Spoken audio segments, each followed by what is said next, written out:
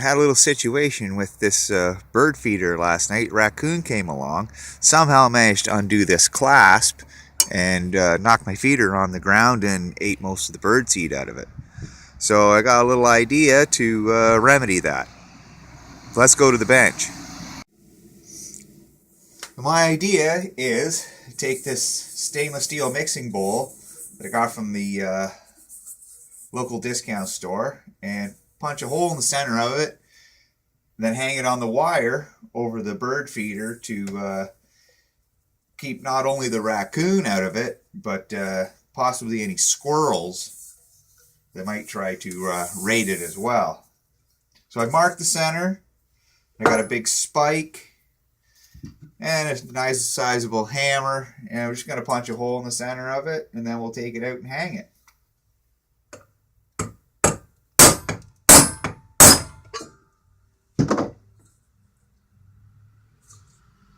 Hole.